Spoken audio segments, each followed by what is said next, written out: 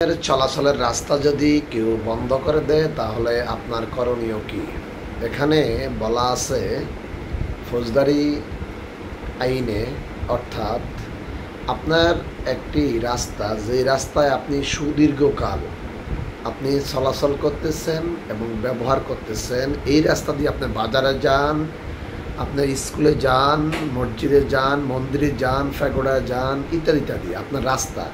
এই রাস্তা হঠাৎ করে কেউ যদি বলে রাস্তাটি ওনাদের, অর্থাৎ আপনার প্রতিবেশী যদি বলে ওনাদের, বলে ওনারা যদি এমারত তৈরি করে, তাহলে আপনার করণীয় কী? স্বাভাবিকভাবে আমি প্রথমেই বলবো যে আপনি এই রাস্তার ক্ষেত্রে যখন দেখবেন কোনো বাধা আসে এবং এই রাস্তা যদি কেউ বন্ধ করে দেয়, করে দিতে চেষ্টা করে, তাহলে আপনি এলাকার গণ্যমান্য ব্যক্তিদেরকে জানাবেন ব্যাপারটি। জানানোর পর যদি গণ্যমান্য ব্যক্তিরা সুরাহা দিতে না পারে, তাহলে আপনি সরাসরি জেলা ম্যাজিস্ট্রেটের আদালতে ফৌজদারি কার্যবিধি 133 দ্বারা মোতাবেক মামলা করবেন। মামলা করার পরে জেলা ম্যাজিস্ট্রেট সরাসরি মামলাটি তদন্তর ভার দিবেন সংশ্লিষ্ট থানার, অর্থাৎ আপনার এলাকার থানার ভারপ্রাপ্ত কর্মকর্তা তদন্ত করে দেখবেন আসলেই এই রাস্তাটি আপনার একমাত্র পথ, এই পথ ছাড়া আপনার বিকল্প কোনো পথ নাই।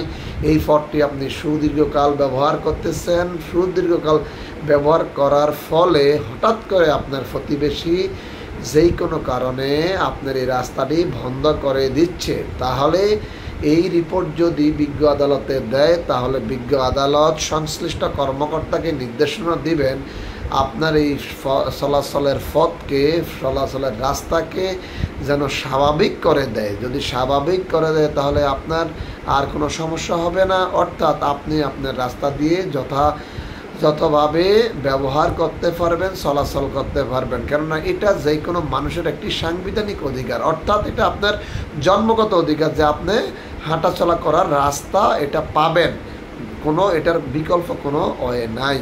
তো সকলে ভালো থাকবেন, সুস্থ থাকবেন, এই প্রত্যাশায় পরবর্তীতে অন্য কোনো ভিডিও নিয়ে আবারও আসবো। আল্লাহ হাফেজ, আসসালামু আলাইকুম।